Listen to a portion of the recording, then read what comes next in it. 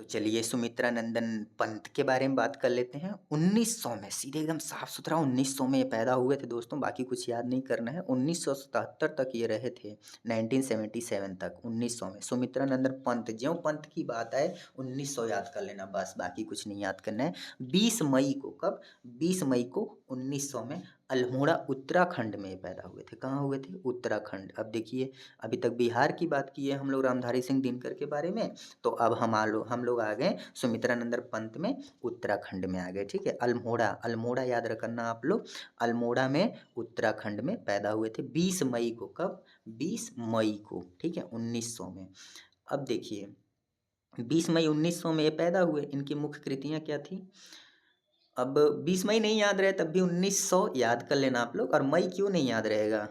अप्रैल के बाद मई आता ही है, तो आप लोग याद कर लेना मई, वही गर्मी का मौसम वाला। ठीक है, तो मई याद हो जाएगा, 20 मई। ठीक है, मुख्य कृतियाँ देख लीजिए। चिदम्बरा, ठीक है ना, चिदम्बरा इनकी मुख्य कृतियाँ हैं। देख रहे हो कैसे कैसे नाम है यार।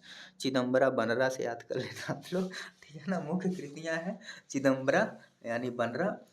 पंत यानी पत्ते से याद कर लेना। जहाँ पंत की बात आए तो पत्ते की बात कर लेना, और पत्ते को याद जब करोगे तो बंदर की याद आ जाएगी, और सुमित्रा नंदन पंत तब याद आ जाएंगे। ठीक है, तो चिदम्बरा यानी बनरा यानी चिदम्बरा याद आ जाएगा तब बनरा से। ठीक है, उसके बाद वीणा यानी कि वीणा याद कर लीजिएगा, वीणा वो सस्ती माँ वाला वीणा याद कर लीजिएगा।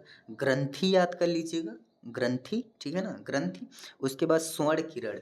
ठीक है, अब बंदर अगर पेड़ पे बैठा है तो सूर्य की रोशनी जब पड़ेगी सुबह वाली तो बड़े प्यार से सब बैठे रहते, इधर उधर कूदना स्टार्ट कर देते हैं सब, तो वही स्वर्ण किरण याद कर लीजिएगा उसका। ठीक है ना, स्वर्ण किरण याद कर लीजिएगा। ठीक है, अब विशेषता देख लेते हैं। विशेषता, प्रकृति के सुकुमार कवि थे, प्रकृति के सुकुमार। अब देखिए जब बंदर उंदर की बात हो रही है, स्वर्ण किरण की बात हो रही है, तो प्रकृति के सुकुमार कवि यानी प्रकृति के प्रेमी, ऐसे लिख देना आप लोग तब भी चलेगा। ठीक है, छायावाद के प्रमुख स्तंभ थे, छायावाद के प्रमुख स्तंभ। अब इनकी बात जब बंदर उंदर की बात हुई तो इनको भी छायावाद लिख ही देना। ठीक है, कोई दिक्कत नहीं है, छायावाद के प्रमुख स्तंभ। ठीक है, इनको भी बोला जा सकता है। ठीक है दोस्तों,